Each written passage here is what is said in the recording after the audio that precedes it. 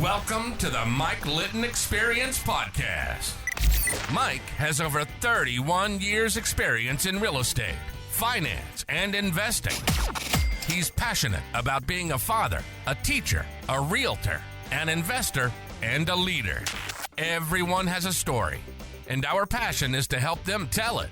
And now, introducing the host of the Mike Litton Experience, Mike Litton.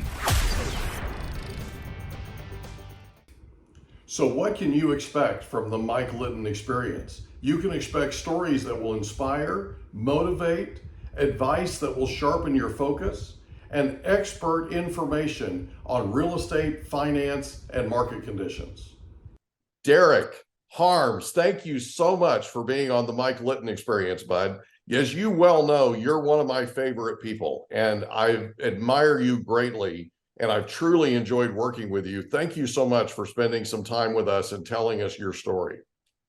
Absolutely, man. Happy to do it. Thanks for the kind words, and the feeling's mutual, Mike. So great. So as we talked about, what our big thing is everybody has a story, right? And our passion is to help them tell it. So with your permission, what we're going to do is we're going to have you tell your life story. And in order to do that, we'll start with your permission at the very beginning. So where were you born?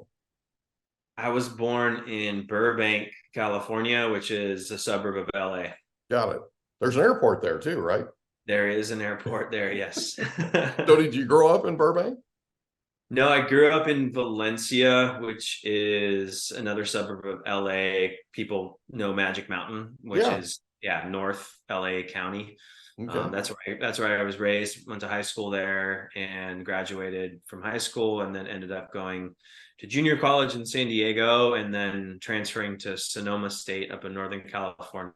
And then after I graduated from there, moved back down to San Diego permanently, with some stops in between and some real estate stuff in between, which we can get into. But that's the gist of it in a nutshell. Okay. So let me ask you this. What was your favorite thing about growing up in Valencia? The community. It was, your stereotypical suburbia. And I was a baseball player, through college, and we played on some really, really awesome national championship winning teams. And a lot of that stemmed from the area I grew up in. There was a really deep talent pool for baseball. So I would say that those are most of my fondest memories are going back to that. Oh, that's cool. So when you were growing up, who was the most influential person to you growing up? I think the answer is, very, very maybe stereotypical, but it's my mom and dad for sure. Mm-hmm. I had great parents, and I'm just so thankful for all that they did to provide and set me in the right direction for life. So that's without a doubt, both of them. That's cool, man. So the high school you graduated from was Valencia High School? Correct. Okay. So what was your favorite thing, and did you have a favorite subject in school? Yeah, good question. Looking back, nothing strikes me as oh, that was my favorite. I did well in school. I always got, straight A's. So I had the mind for it, and it just didn't really, it came somewhat easy. And I know I'm grateful for that, because some people it just doesn't. Yeah. But I think I loved being an athlete, and auto shop. I loved working on my car, bringing that in and going to auto. And but when I look back, I don't really have a favorite subject. I had favorite teachers, and I think maybe therefore I enjoyed the subjects. But I don't. Looking back, nothing really strikes out. That's cool. What sports did you play in high school? I played baseball, strictly baseball. Just 100% baseball? Yeah, just focused on baseball 100%. We didn't have too many. We had a couple, two sport athletes at my high school, but they took it pretty seriously at my high school, and it was a pretty focused thing. So, my dedication was to that sport, and I really enjoyed it. Sounds like the bar was set pretty high for baseball there. It was, a lot of good athletes have come out of the school, a lot of professional MLB players, guys that are still playing. So it's maybe not now. There's maybe one or two, but I'm getting kind of old now. I'm 37, so that's definitely past the prime in the MLB these days. I got you. So as we record this, it's November 2nd of 2023, and the Texas Rangers just won the World Championship, just won the World Series. That was incredible. So you end up going to junior college in San Diego. Which junior college did you go to? I went to Mesa. Okay. What made you come to San Diego from Valencia? Just getting out of suburbia. So Okay. literally like the week after I graduated high school, my friends and I have jumped in a moving truck and moved to San Diego. And I hadn't been to San Diego except once in my life for a baseball tournament before that. So Yeah. I kind of just took a leap of faith and was like, I want to spread my wings and get out of the house and move away. And a lot of my friends were going to San Diego State. So I kind of just tagged along and went to Mesa. So a little adventure. Yeah, exactly. That's cool. That's Yeah. cool. So you go to Mesa. Did you have a particular subject that you liked the most? Was there anything that stuck out to you in the 2 years you were there? I always kind of lean towards business and having a business mind. And so, but at Mesa, obviously it's undergrad, so there wasn't really a direction, but I always had an eye for real estate, and I took some real estate courses while at Mesa. Oh, cool. And knew that at some point I wanted to point my direction towards real estate specifically. Didn't know exactly how or why yet, but I had some influences in my life, my dad and some people he introduced me to in real estate that kind of inspired me a little bit. But by that point, I hadn't really had too much inspiration in real estate, just a little bit. I got you. Yeah, that's what I was going to ask you. How did you get exposed to real estate, and how did it become an interest? So when I went to transfer to Sonoma State for my graduate school, Mm-hmm. I actually remember sitting down with a counselor and it's like, what kind of real estate classes do you have? And they're like, well, we don't have any. You already took the general ones, but we have this business course you can take. And I'm like, great. How many years will that take me to graduate? And they said 2.5. And because I had gone for 2 years at Mesa. Right. And I was like, well, no, I need to do this in 2 years. I was playing baseball still. And if I only had 2 years of eligibility left for athletics. So no way did I want to stay in college longer than when I could play ball. So anyway, I ended up taking a sociology major and graduating with that. And at the time, looking back, it was like just to get through in 2 years. But now in retrospect, it really helped me understand people and just how social beings we are and how to use that in business these days. And at the time, I really had no idea that I was going to ever apply it to business or real estate. That's at all. When I graduated, I wanted a trip to Europe as my graduation gift, and my dad said no. And he instead bought me a piece of land in Arkansas. And he said, Derek, we're going to show you how to clear this land and how to sell it to a developer who wants to build on it. And he had already teed up the details. And so he knew this was a deal before he bought it, and kind of just knew I was going to get a taste.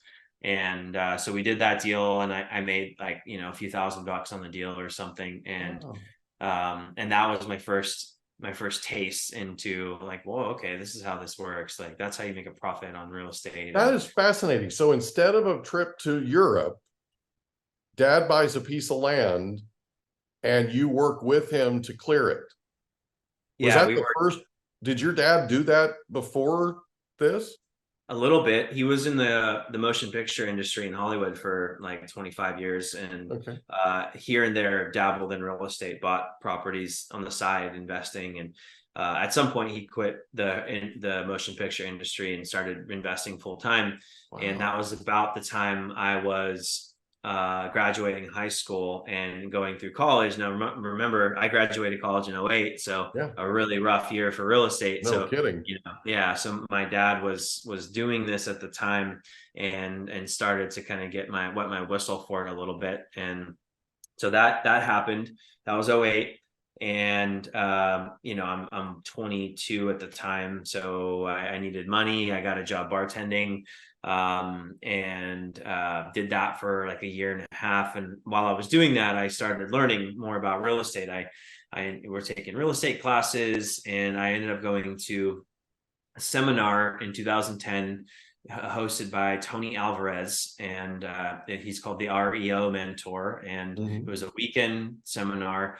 And I'm gonna bring up another interesting point about this in a minute. But I went to his seminar, and I'm young, I'm 23 or 24 at the time, and he gives you this script and like how REOs work and etc. And so for the next like few months, I just pounded the phones on with his script and calling agents and anyone who would listen to me. And I got so many no's and so many people who were like, you sound like you just went to a seminar and are reading a script. And I'm like, yeah, I did, but like, I'm calling you, aren't I? I'm 24 and I'm trying to figure this business out. Like, cut me some slack. And finally, one lady was responsive, and she was understanding and kind. And she's like, absolutely. I actually just got a duplex deal. And if you want to come look at it tomorrow, I can meet you there. And so I was living in Ventura at the time, and which is like outside of LA a little bit. And then this deal was in Barstow, which is kind of like the armpit on the way to Vegas, like not a nice neighborhood. Not really. No. And the leader of the area Crips gang lived across the street. I ended up finding that out after I bought it. But anyway, I went out and we negotiated a price for 2 units, $22,500. Wow. And that was my first deal.